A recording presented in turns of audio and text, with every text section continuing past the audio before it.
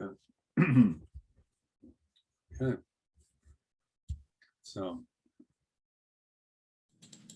we had a little rain lately, everyone. Did anybody have any problem during the storms?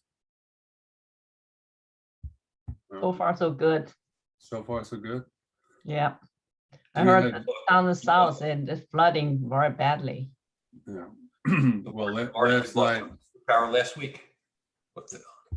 we had last night, the tornado warnings up by us. Yeah.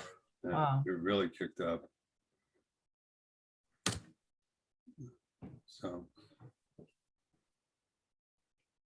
So what we've had last week was really a bad one. Last Thursday around noontime.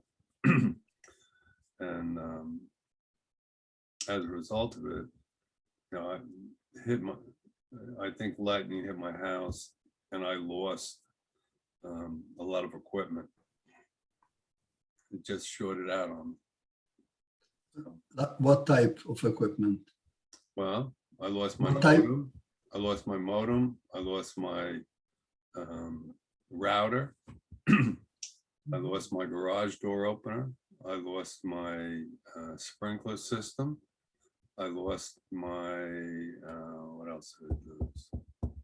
Marty, have you thought about a whole home surge protector? It goes in, you have to get an electrician, but it goes in the your main panel. When yesterday, it came in yesterday. Okay. I had to Wow. fix everything. I mean, I just really, it was not a good one. Okay. It really, when it happened, the whole house shook. So, Wow. Wow, that's scary. yeah. Is this for the whole house or just per unit surge protector?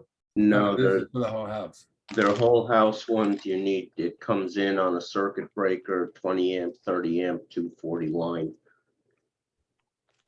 You'd have to get an electrician to install it unless you know how to do stuff like that yourself. I heard last Wednesday or Thursday, Eagle Rock has a house was set on fire by the lightning. Yeah. It's been bad recently. Yeah. So, okay, everyone, we're gonna, we'll start in a couple more minutes. In the meantime, why don't you put your calling card in the chat so people know who you are and how to get in contact with you and possibly help you in your networking. So we'll do that now, and then we'll start.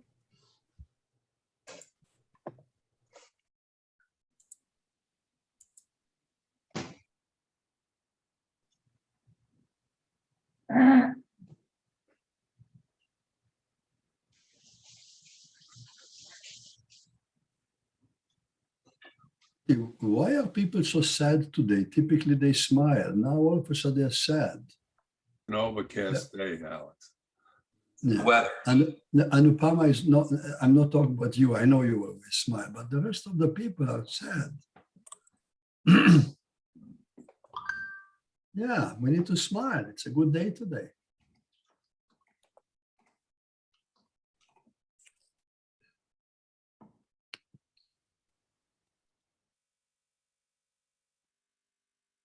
I think everybody is missing Ken I and wondering how Ken looks like Marty now. tell you, the cosmetic surgery the other day was very, very successful. Okay. I got to look like Marty Latman actually right now.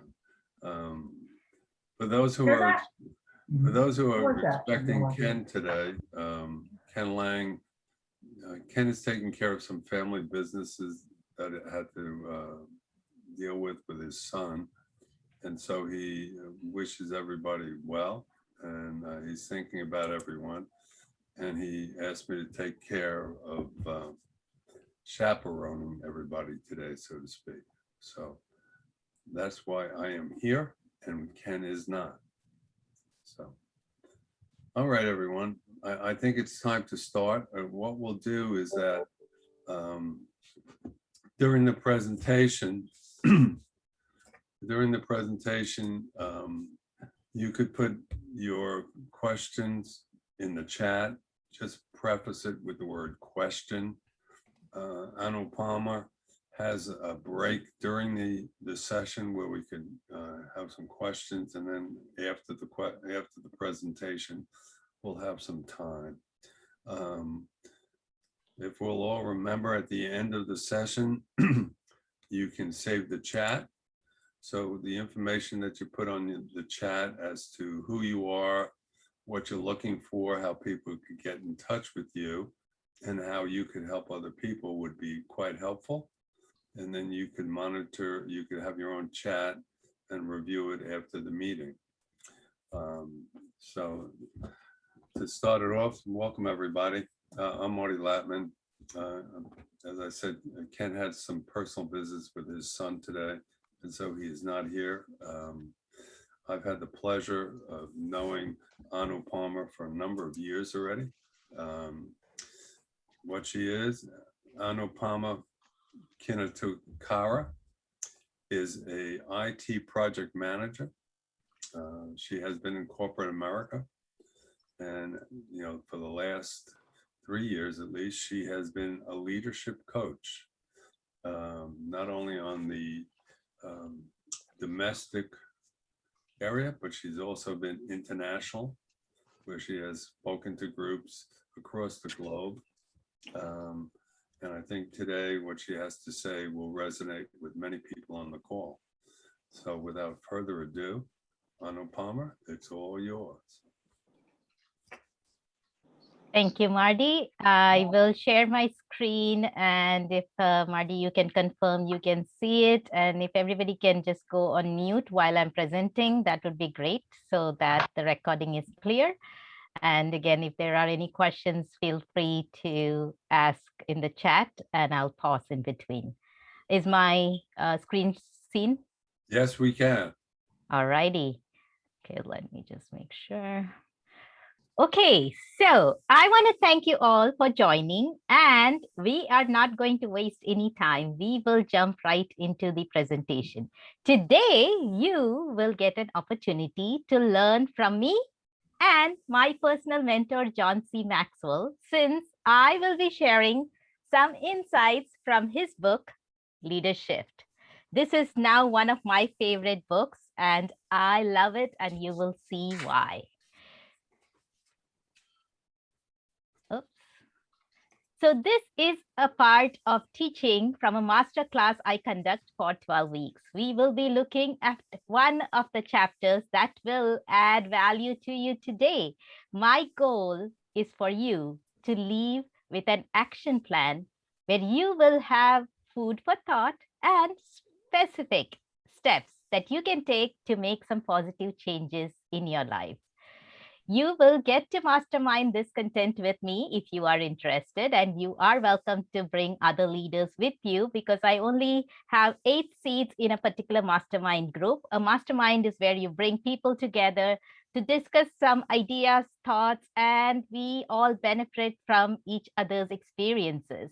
So the question is, are you going to be ready at the end of this talk? If yes, just reach out to me, and you can always go ahead and look at this link for details about this mastermind. So today you get to learn about leadership, and more specifically, the passion shift. Now, obviously, there's more to leadershiping that we can cover today. Everyone has the potential to find and fulfill his or her purpose in life. Everyone has the ability to be more and to do more. And we all have a desire to know more. There is something in us that calls to something bigger. Aristotle stated, where our talents and the needs of the world cross, there lies our vocation. So today we're going to learn about 11 essential changes every leader needs to embrace, which we call leaderships. And you will discover 9 questions that can help you find your calling. We'll also discuss 8 questions that will help identify your passion and we'll learn how to tap into your passion to find your calling. I will be sharing the 9 questions that can help you find your calling. And the calling you receive often taps into all these 9 questions, not just 1 or 2 of them. Join us to find out how you can tap into your passion to find your calling, which will change your perspective, where you will begin to see options and opportunities. So, John Maxwell teaches the law of significance, which is 1 is too small a number to achieve greatness. I thought I wanted to take a moment here at the beginning of our session, and I wanted to remind each of us to take a moment and think about your Grammy moment, your Emmy moment, the moment you received your Oscar. I don't know, maybe it was the moment in leadership you were recognized for the very thing you always dreamed about being recognized for. Maybe it was, say, like me, you might have won a medal for Toastmasters International Speech Contest. Whatever that moment is, I want you to just think about it, because I want us all to start with an attitude of gratitude. So I hope you have that moment in your mind, because I know I have not one, but many of those, one being published in the local newspaper. And I'll share with you a little bit about that. So growth doesn't just happen. We really need to be intentional about growing. And I was able to shift from goals to growth after I joined the John Maxwell team. Goals help me to do better, but growth helped me to become better. And I'll give you an example. I had decided to get my next level certification in April 2019 while I was in job transition. I had got my PMP certification. For those of you who do not know what PMP is, it is a project management professional certification in 2007. And I was working as a senior project manager, program manager for the past 15 plus years at Fortune 500 companies like Horizon Blue Cross Blue Shield, IBM, MetLife, and TIAA. My goal was to get to that next executive level. I thought I should get another certification to prove my worth, to be recognized by my peers, and I set my goal to study for the PgMP, which is Program Management Professional Certification. And I passed on my first attempt with only 4 months of preparation. I was thrilled and I celebrated. But then I started asking, what's next? And that's when I wondered what I should be trying to do next. Was there a different goal that I should be going after? As I reflected and explored on ideas, I came to the realization the lessons I learned on this journey of mine, enhancing my leadership skills and developing other leaders around me, was more important and more valuable to me than getting to that next executive level. I wanted to make a difference. I wanted to leave a mark on this earth. I wanted to become a person of influence and leave a legacy behind. That's when I joined the John Maxwell team and started focusing on my growth. I became a better version of myself each day, and I've been helping others reach their full potential. I started a business as an entrepreneur, and my motto is be challenged and lead on. I launched my first leadership event called Live to Lead 2019 at a local community college, the Bergen Community College. Last year, even in this pandemic, I hosted the virtual leadership event with the John Maxwell Company in October 2020, and we rebroadcasted it every month till February 2021. We will be launching it again in October 2021 with new world-class leaders, speakers, and I am looking to partner with other groups to bring this exclusive teaching to others. I had some influential local leaders on my panel for the afternoon panel discussion, and we were even published in the local community newspaper, North Jersey Records. I was very strategic and intentional when I hosted my first event, and it was a great success. I learned a few lessons along the way, and now I'm hosting the event a third time. I want to invite you all to join me and others for my upcoming virtual leadership event, which will be from October 2021 till February 2022. Early bird tickets are going to be on sale shortly. So let's start and let's talk about leadership. We are going to be in this content for a few minutes. Why do we want to talk about leadership? Thomas Edgley says, change or die. Change or lose relevancy. Change or begin to become irrelevant in your environment. In other words, our responsibility, my responsibility and your responsibility, your client's responsibility is to continually be reinventing, be changing ourselves to stay effective. The first thing that we have to do is understand leadership. So what is leadership? How do you put a finger on it? It is defined in John Maxwell's book, Leadership, as the ability and willingness to make a leadership change that will positively enhance organizational and personal growth. Let me repeat that. Leadershiping is the ability and willingness to make a leadership change that will positively enhance organizational and personal growth. So let me ask you this. How do you stay relevant? You stay relevant by learning and growing, by embracing changes. And these are the 11 essential changes that every leader should make. This is part of the teaching from the masterclass that I conduct for 12 weeks. We will be looking at one of these chapters that will add value to you today. I am going to give you a glimpse of the other 2 chapters as well, very briefly. My goal is for you to leave with an action plan where you will be held accountable for specific steps that you will identify and commit to, that you can take to make positive changes in your leadership journey that will raise your leadership lid and that of others. So today we will briefly touch on chapter 2, chapter 3, and chapter 12. We will spend a little bit more time on chapter 12. So one of the most important shifts anyone can make to become a better leader is from soloist to a conductor. You can be a successful person on your own, but not a successful leader.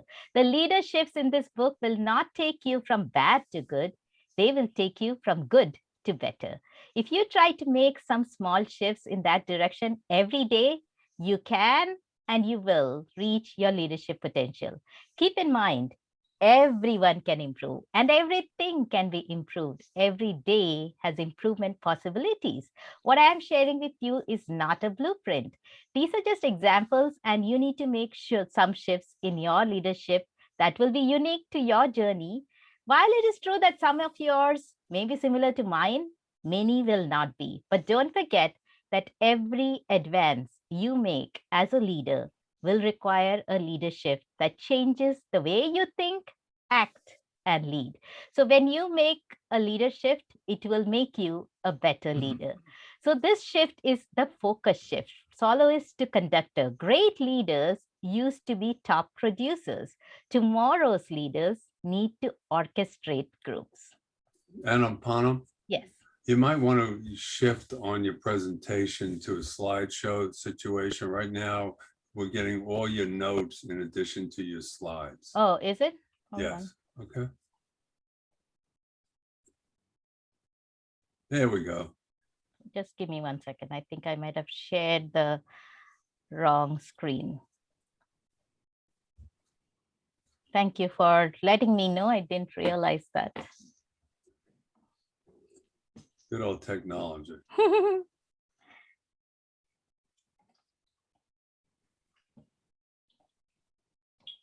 I hate scopes. There we go. You're all set. Cool. All right. So good leaders who conduct rather than go solo want the people who work with them to shine. So how can you do that? Every day, look for opportunities to lift up people. To do it, follow a simple formula. See the possibilities in all people. Secondly, honor them in front of others. Third, invite them to achieve the vision. Fourth, notice what they do well and compliment them. And lastly, thank them to make sure they know they are valued. Sometimes we value others but we forget to tell them about it. So make sure you do that. You make sure that they know that they are valued. The next chapter, the chapter 3, talks about the personal development shift, shifting from goals to growth. Goals help you to do better, but growth lets you become better. Leaders are growth oriented. So, how are you learning and growing? Do you have mentors or coaches who help you in areas you want to grow in? Are you relying on one mentor for all your growth areas? How are you prioritizing who you listen to and when? I started listening to Paul Martinelli. He is a mindset coach. He helped me to get out of my own mind with limited beliefs. I leaned on to Roddy Galbraith to help me with my ability to connect with my audience and speak more confidently. He is my speaking coach. I listen to archived calls by Chris Robinson, who is a sales coach. I browse through some of Christian Simpson's teaching and have spent more time in 2020 improving on my coaching skills. Mark Cole is our leadership mentor. He is great with helping leaders through challenges case by case. And for leadership, he's the one who taught us these lessons. So how many of you know or have heard of John Maxwell before I mentioned his name? Let me see in the chat if you knew John Maxwell before I just spoke to you about him.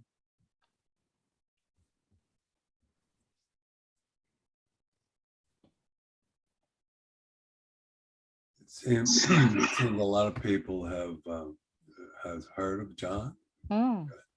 So, Yeah. quick question, Anupama. Yes. People are asking, will the slides be available for people? So the slides itself will not be available because there is proprietary information. I will give a handout at the end. So I will definitely make sure you get some of the important points from this. Thank But you. the recording should be available. We are recording this session. All right. So John C. Maxwell is the #1 New York Times bestselling author, coach, and speaker who has sold more than 26 million books in 50 languages. John is an internationally respected leadership expert whose philosophy is simple. Everything rises and falls on leadership. In 2014, he was identified as the #1 leader in business by American Management Association and the most influential leadership expert in the world by Business Insider and Inc. magazine. So why do I speak so highly of John? Because John is my friend and my mentor, one of the most skilled communicators and skilled connectors I've ever met. I met John in March 2019, and this August, I plan to go to Florida to meet him again. So the John Maxwell team provides us resources to continue to equip us as leaders and help others whom we are leading to become better every day. Change Your World is a curriculum that is the latest book that John has published, and we are doing transformation tables, and you might have seen a lot of posts from me because I've started facilitating transformation tables, which allows you to make a difference in your community. And if you are interested, please, again, reach out to me. There's no cost for it. Our main topic for today is the passion shift. That is the last chapter, again, from this book, Leadership by John Maxwell. So why did I pick this particular topic? Because it helped me during my job transition period, when I was in between jobs and I was wondering what next. I believe some of you are in that exact situation or know someone who might be there, and you could share this lesson with them. So let's look at the difference between career versus calling. This is discussed in detail when we do the masterclass, but I'll briefly go over this. So when it comes to your career, it is mainly about you. It is something you choose. It is generally separated from your best life. You can take or you can leave it. It does not hold you back if you find another opportunity when it comes to your career. A career is something you can do. A career is measured by success. Now, if we look at it at a calling, what a calling would mean to you. If you are being called, it would be mainly about others. It would be something chosen for you. It will be integrated into your entire life and it never leaves you. A calling is something you must do versus a career is something you can do. And a calling, it is measured by significance. I started my IT career in India and got to work in UK for British Telecom as a consultant. And then I came to USA and worked for Horizon Blue Cross Blue Shield, IBM, MetLife, and TIAA. I realized something was missing in my professional life, and I could not exactly pinpoint what it was. In 2018, I focused on my own personal and professional growth. I was amongst the top 2,500 in the world to get certified as a program management professional, PgMP, through PMI. I chose my first mentor who helped me prepare for my certification exam and provided resources to help me practice daily, interact virtually, and learn from others. It also gave me the pleasure of mentoring others at the same time. That started me on my own growth journey. And I searched for the best mentor on leadership. And that's when I found John C. Maxwell. Each year, John speaks to Fortune 500 companies, presidents of nations, and many of the world's top business leaders. So what am I doing now? I have launched my own business as a Maxwell certified speaker, trainer, and coach. When you want to raise your leadership lid or accelerate your leadership journey, I could help equip and empower you. When you have a job, your main goal is often to earn a living and support your family. You may not think beyond the time you spend on the clock. You may do your job with excellence, or you may simply mark time. But either way, when you finish your day or your shift, you walk away and don't think about it. At least you don't want to think about it. It has been said, if you choose a job you love, you will never have to work a day in your life. What are your thoughts on it? Do you agree or disagree with that? Any feedback? We have a quiet group. We have a very quiet group. All right. There we go. Well, a lot of people are starting to agree. I would completely We just agree. have to wake everybody up. Right? I think that is a good advice, but it should be a starting point, not an ending goal. A job is not your calling, no matter how much money it will allow you to make or how it allows you to serve people. A job is merely a vehicle or means with the potential to take you towards your calling. That's the way you should think of it. Having a calling makes you see your world differently, and we'll see how that is. Where you once saw only obligations and responsibilities, you will begin to see options and opportunities. No longer will you be focused on the tasks you were required to do. A whole new world will open up to you of the things you want to do. So let's take a look at the difference between these two perspectives. I will give you a minute or so to just take a look at this, and we can start thinking about where you are in life and decide whether you are in your career or are you in your calling. So let me call out a few of these. If you look at it from a responsibility perspective, you feel heavy. Whereas if you are in your calling, you will feel light and exciting. If you are in your career, it is a burden sometimes. Whereas if you are in your calling, it is a privilege. That's how I feel now. If you are looking at it from a responsibility perspective, it is driven by a sense of duty. Whereas for an opportunity perspective, it is driven by a sense of purpose and meaning. From a responsibility perspective, it repels others with negativity. Whereas when you are looking at it from an opportunity perspective, it attracts others with your positivity. From a responsibility perspective, it gives a sense of completion. that, hey, I did my job. I did a very good job. Whereas when you look at it from an opportunity perspective, it gives a sense of possibility because you're looking at where can I take this further? How can I go further from where I am today? Finally, if we look at it from a responsibility perspective, it leads to success in 10% of your lives. Whereas in an opportunity perspective, it leads to success that opens up the hidden 90% of our lives. In other words, a calling lifts our hearts and expands our options. It drastically changes our perspective for the better.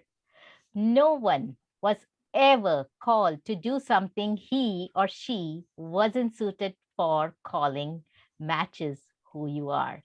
For that reason, it is important for you to be self-aware as you stay attentive to finding your calling. Your calling matches who you are. So let me give you the 9 questions that I was talking about that can help you think about calling. The first question is, if you could do one thing for the rest of your life, what would you do? I want you to start thinking about this and pondering over it, not just today, but pondering over it for the next few days. The second question you want to ask yourself is, what do people often ask for your help with? Because sometimes we don't see our strengths, but others see it, and we would know that's what they're coming to me for. The third question you can ask yourself is, what experiences have you had that you desire to help others with? So we have gone through many experiences in the past. So what is it that we can help others with based on where we have been and what we have gone through? The fourth question that will help you with your calling is, what lights you up? What really makes you wake up in the morning and say, I was made for such a time as this? The fifth question you can ask is, what do you love learning about? Because if you are in your calling, like I am in my calling right now, I never thought I would be reading so many books on leadership, but I am because I love to continually learn and grow and help others. The sixth question that you can ask is, what could you talk about for hours and hours? The seventh question that you can ask about to find your calling is, what activities are you always self-motivated to do? The eighth question is, what can you do to make a positive difference in the lives of others? And the final question is, what would you like to do that would live beyond you? The calling you receive often taps into not just one or two of these things, but all of them. So earlier this year, I spoke at PMI Dallas chapter, and I've been speaking at various PMI chapters, Toastmasters clubs, Rotary clubs. I was invited to speak to Women's Networking Group at Verizon. I have a virtual summit coming up this week, and I've been invited to speak at different networking events as well. I am on the President's Advisory Council for the John Maxwell team, and only 2% of the 39,000 members get selected for that. I have been facilitating workshops and masterminds virtually and in person prior to the pandemic. This is my calling. How do I know that?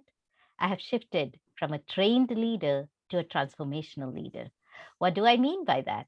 John Maxwell says in this book, Leadership, if your actions inspire people to dream more, to learn more, to do more, and to become more, then you are a transformational leader. And I believe that's what I'm doing right now. I want you to dream more. I want you to learn more. I want you to do more, and I want you to become more. Transformational leaders see things differently.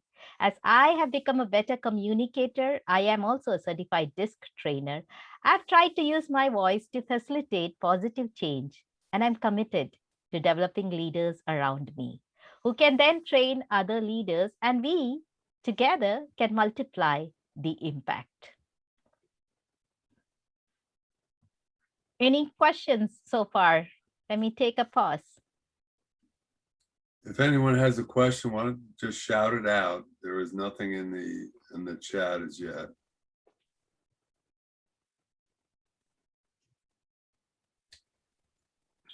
I guess we could continue. All righty. We will do just that. So passion is a great driver towards calling. If you're not sure about where your passion lies, ask yourself some of these questions. Number one, how do my strengths fuel my passion? Number two, what experiences inform my passion? Number three, what opportunities align with my passion? So my passion being leadership, training, coaching, I am looking for opportunities to share these teachings with others. And those opportunities are aligned with my passion. Number four, how does what I love do point to my passion?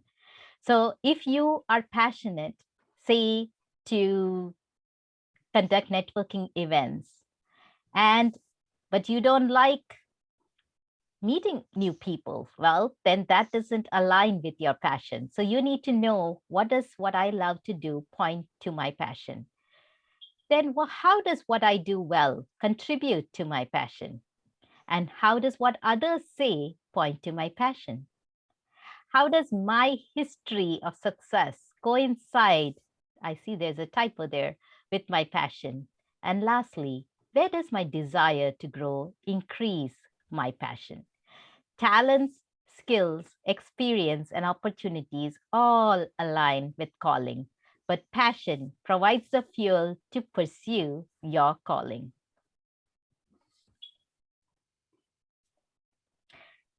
So you will get to mastermind this content with me, and you are welcome to bring others with you. So the question is, who is ready to dive in each week to learn, to unlearn, and to relearn the 11 shifts you need to make in leadership? We meet every week for 1.5 hours, and I hold you accountable. And let me share with you some of the shifts that we will be talking about. The cost shift, which is from perks to price. Great leaders don't think about what they get. They are focused on what they can give. The other shift is a relational shift, pleasing people to challenging people. You cannot lead people if you need them. Great leaders challenge people to do better. So if you are looking for people to serve you and you need them to get the work done, then I don't think that would make you a great leader. We need to empower others and help others reach their full potential for their growth. The next shift is the abundance shift, maintaining to creating. Have the mindset you want to move things forward rather than standing still. Be a creative thinker. Be a creator. One of the other shift is the reproduction shift, ladder climbing to ladder building. Forget about ladder climbing. Help others build and ascend their own ladders. Be an equiper. Once again, if you are interested, again, reach out to me. But let me tell you why this content, we call it dynamic content. So we will be talking about leadership and how does leadership play an important role in a corporate work environment, in personal environment. And we have started doing this lessons. John calls his content as dynamic and layered. And I'll tell you what these two words mean. It is dynamic since you can put John's teaching into corporate America and it works. It takes a life of its own in that company.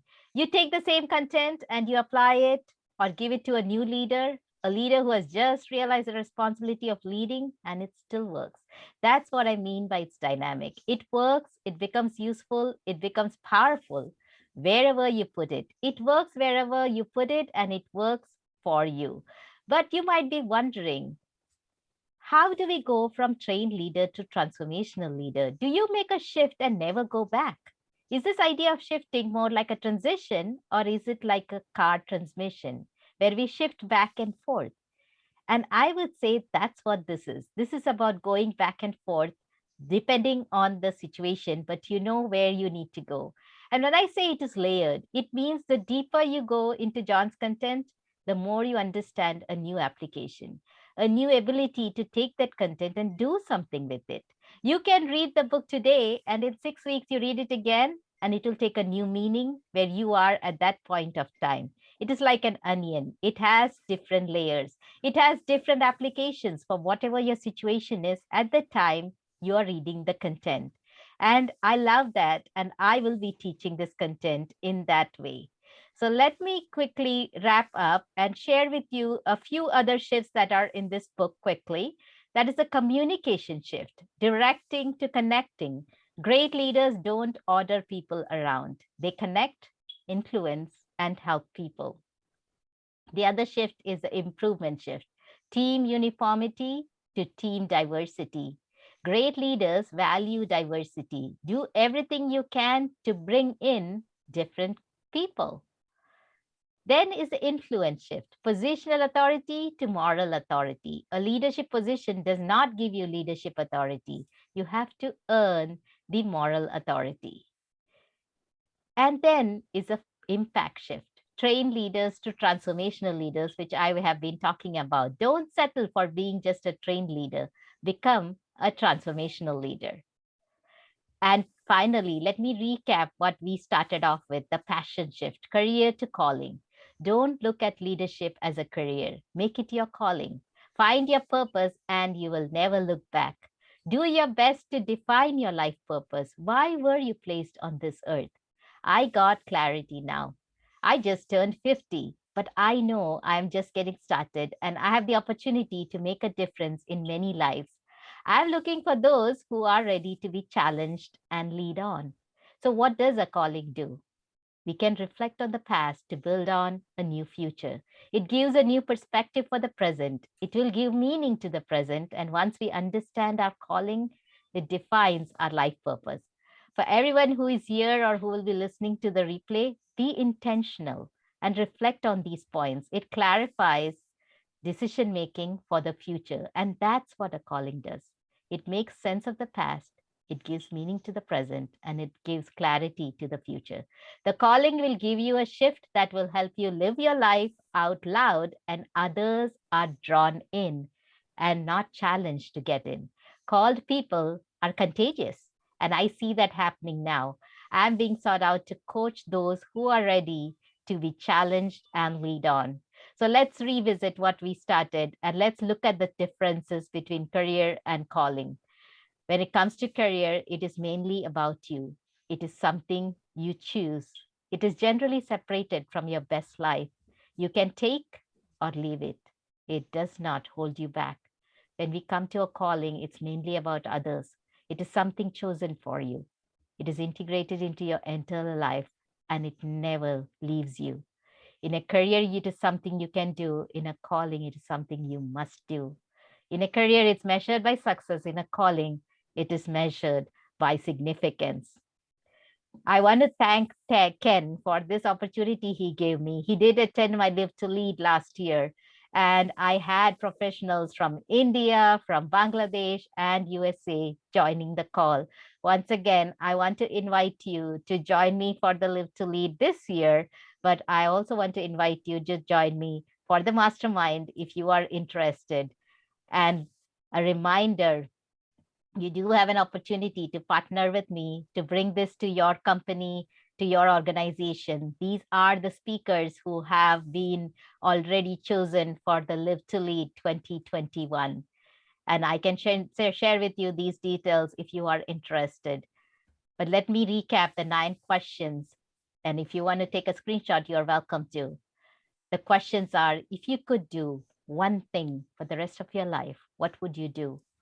What do people often ask for your help with? What experiences have you had that you desire to help others with? What lights you up? What do you love learning about? What could you talk about for hours and hours? What activities are you always self-motivated to do? For example, I'm not self-motivated to go out and exercise. I have to drag myself out of my house. What can you do to make a positive difference in the lives of others? What would you like to do that would live beyond you? The calling you receive often taps into just one, not just one or two of these things, but all of them. And you might wonder, for whom is this teaching good? I had a Scrum Master who joined me from Dallas, and we had a one-on-one session on this leader shifting for 12 weeks. I had the district director of the Toastmasters International joining me, along with the first lady for the Rotary International joining me, with an area director for Toastmasters. This is meant for anybody and everybody who is interested to shift their leadership style. And we believe leadership is influence, nothing more, nothing less. I encourage you to continue to network and make new connections. If you haven't put your information in the chat, please put your information and connect with each other. And definitely, I would ask you to reach out and connect to me. I have been blocked by LinkedIn to connect with others. I cannot request connection because I think I connected with too many people this week. So I have to wait for a week. But you are welcome to reach out and request connection, and I will definitely accept it. So I want to thank you, Marty, for hosting this for me, and I will open it up for any questions and stop my share.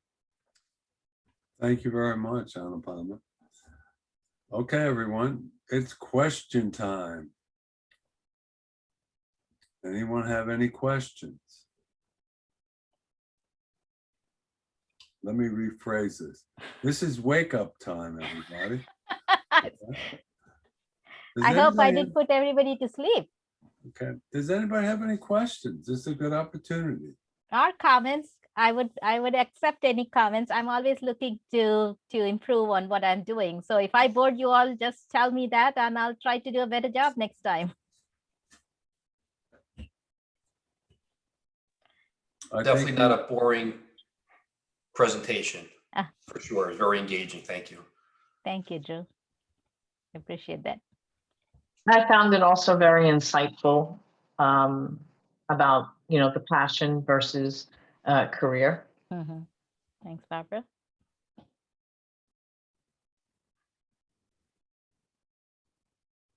Any other comments? I had a point. I'd like to ask a question that deals with just one of the slides. You showed us your illustrious career. A lot of us are, between initiatives and whatnot. I had noticed that at one point you were a senior project manager at IBM, probably in a technical space with those set of responsibilities. And then you went on to a program manager at MetLife. Now, I just wanted to find out, just in terms of the shift, because, in other words, what was the connection there? Was it essential? And how did you handle that, that transition? You're getting increasing responsibilities in different spheres. Yep. Sure. So I was an IT project manager. I worked for IBM for 9 years, 9 months. About 8 years, 9 months, a year before I did change my job, I knew I was meant for more. I felt very uncomfortable in the situation that I was, where I did not see growth. And I decided that I wanted to get to that next level. And I tried through IBM and it wasn't working. So I decided to look outside. And that's one of the reasons I love LinkedIn, because I had connected with somebody on LinkedIn a year before that who worked with me, and she had left and gone to MetLife. So when I reached out looking for, I'm ready for transition. I've been with IBM. I've been with Horizon for 15 years as a consultant, and then with IBM. I was able to get my resume in front of the hiring manager at MetLife through my friend who became a friend, who was just a LinkedIn connection at that point. I was afraid. And that is one thing I learned through this book. This is the first book that I studied of John Maxwell, 15 Invaluable Laws of Growth. It talks about how you make shifts and how things stop you because you don't think you know. I have been in healthcare for 15 years, and MetLife was completely different in financial industry. But what I did know was I knew I could manage a project well. I knew I was good with all the aspects of project management and program management, because I had been watching and learning and doing things. So and I went through a rigorous interview to get the job at MetLife. So I knew they believed in me. So I did have my doubts, but since I knew I was qualified enough and I knew what I was good at, I decided to just quit IBM, joined MetLife as a consultant. And fortunately, I had a buddy who MetLife had this buddy program for new people who were joining the team. So she was a great mentor to me, and she helped me get used to all the new things that I didn't know. And that's how I moved to MetLife. Does that answer your question? Yes, it does. Excellent. If I could just briefly follow up, because there's a lot here that may, in general, benefit others. Mhm. So it sounds to me as though the hook from going from, let's say, IBM project, project manager to MetLife, where you're really, if not mistaken, as a program manager, you are, I guess, responsible for getting input on the technical side from the technical project manager. You're probably getting information from like a business analyst, project manager, there's requirements, and Yes. probably test coordinator, and it all comes to you. Yes, I was actually hired by MetLife for a particular project called FATCA, Foreign Account Tax Compliance Act project. It was a big program that they had in 2014. And there was a mandatory deadline of 1st July, I think 2014 or 2015, it was 2014, because I believe I quit IBM in 2013. Right. And I was responsible for 23 of the European countries as a program manager. So we Right. had project managers in each of those countries who was handling FATCA at their end. Okay, last part of the question. Mhm. So how did you put the package together? Coming in, where did you sort of get that subject matter expertise? Did you have it at IBM?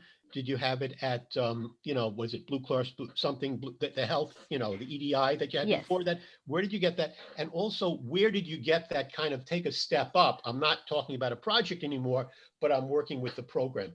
How were you able to get At Horizon, I did get the opportunity to work in the role of a program manager. I was responsible for EDI modernization project you. where it Thank you. started from mainframe and they were going to Windows, and I Gotcha. was responsible for the HIPAA 5010. No, I So understand. I had that experience. I just didn't have that title. Thank you. Thank you very much. Elliot, thank you very much for your questions. Any other questions? So I see Mike has question. The question is, will the law of attraction return dividends if you do not monetize your passion? So I have to say right now, I have been doing what I'm doing for the past 3 years. From a monetary standpoint, I am not where I used to be, but from an influence standpoint, I am way ahead of where I was. I had impact on just a few people who was part of my team. Now my impact is global. I had actually spoken at projectmanagement.com, and right now there's 12,000 views of the talk that I did on communication. I don't think I would have had that impact if I would have stayed with what I was doing. So yes, monetarily, I'm not there yet, but I am getting there. And to me, it is much more fulfilling, and things are still, God is taking care of us. I am a woman of faith, and I do believe that I'm called for what he wants me to do. So I'm still enjoying my journey. Okay. Anyone else? Can I take a screenshot if everybody don't mind? I love pictures, and if you want to come back on camera, I could get you on the picture too.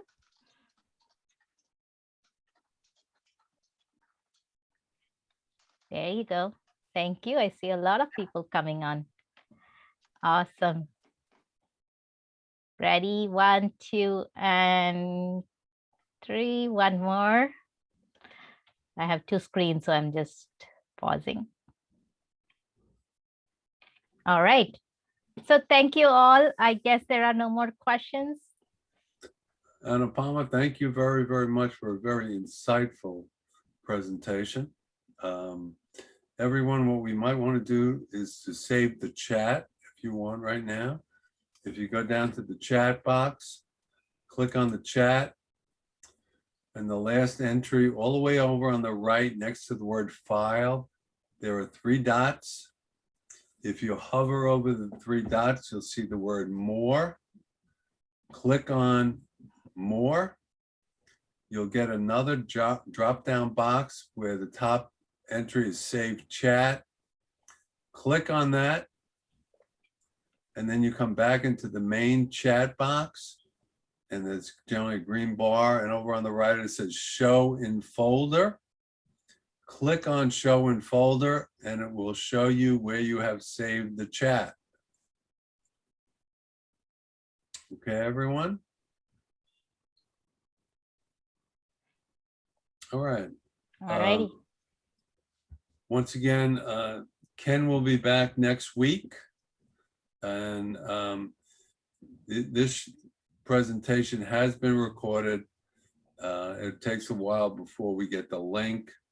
Once we have the link, I believe Ken will post it where he generally posts it, and you'll be able to review this presentation by Anupama.